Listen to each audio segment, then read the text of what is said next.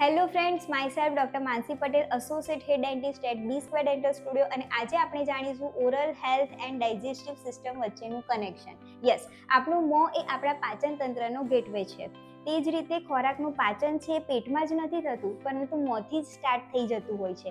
કેવી રીતે? તો આપણા દાંત છે એ ખોરાકના મોટા ટુકડાને નાના ટુકડામાં કન્વર્ટ કરે છે, અને આ ટુકડા જ્યારે સ્ટમકમાં જાય છે ત્યારે સ્ટમક એને ઇઝીલી પચાવી શકે છે. તે જ રીતે આપણા મોંમાં જે સલાઈવા હોય છે એ ખોરાક સાથે ભળે છે અને ખોરાકને સોફ્ટ બનાવે છે, કે જેથી તે અન્નનળી મારફતે ઇઝીલી સ્ટમક સુધી પહોંચી શકે. એ જ રીતે સલાઈવામાં એમાઇલેઝ નામનો એન્ઝાઇમ રહેલો હોય છે. એ એન્ઝાઇમ આપણે જે બી કાર્બોહાઈડ્રેટ ખાઈએ છીએ એનું પાચન મોંથી જ સ્ટાર્ટ કરી દેતો હોય છે. પરંતુ જ્યારે આપણા દાંતમાં કેવિટી હોય, કે અમુક દાંત મિસિંગ હોય, કે દાંતમાં સડો હોય, તો ખોરાક પ્રોપર ચાવી શકતા નથી. જ્યારે આવો મોટા ટુકડાવાળો ખોરાક સ્ટમકમાં પહોંચે છે ત્યારે સ્ટમકને તેને પચાવવામાં ખૂબ મુશ્કેલી પડે છે. એના લીધે અપચો એટલે કે ઇનડાઇજેશન જેવી તકલીફ થાય છે. તે જ રીતે જો પુઅર ઓરલ હાઇજીન હોય, મોઢામાં ઇન્ફેક્શન હોય, તો તેના લીધે મોંના જે બેડ બેક્ટેરિયા હોય એ બેડ બેક્ટેરિયા ખોરાક મારફતે સ્ટમકમાં પહોંચે છે અને સ્ટમક ઇન્ફ્લામેશન બી કરતા હોય છે. અને એ જ બેક્ટેરિયા જ્યારે ઇન્ટેસ્ટાઇનમાં પહોંચે ત્યારે ઇન્ટેસ્ટાઇનનું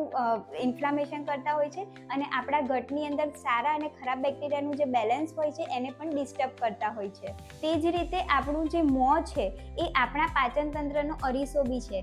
જેમ કે આપણા શરીરમાં પાચન રિલેટેડ કોઈ પ્રોબ્લેમ હોય, જેમ કે કબજિયાતનો પ્રોબ્લેમ હોય, તો તેના લીધે મોંમાં અલ્સર્સ જોવા મળે છે. તે જ રીતે જો કોઈ વ્યક્તિને જીઆરડીનો પ્રોબ્લેમ હોય તો તેના લીધે એસિડ રિફ્લક્સ આવતા હોય છે, અને એના લીધે જે ટીથ હોય એમાં ઇરોઝન જોવા મળે છે. એટલે દાંતનું પહેલું લેયર, જેને ઇનેમલ કહેવાય, એ ઘસાઈ જતું હોય છે.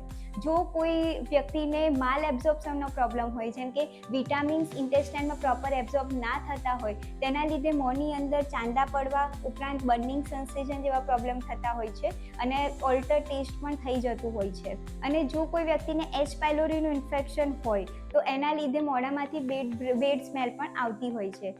સો ફ્રેન્ડ્સ, હેલ્ધી ખોરાક ખાવાની સાથે સાથે હેલ્ધી ખોરાક આપણે જે મોંથી ખાઈ રહ્યા છે એનું સ્વાસ્થ્ય પણ એટલું જ ઇમ્પોર્ટન્ટ છે. સો take care of your teeth, take care of your oral health, and visit your dentist regularly. Thank you so much.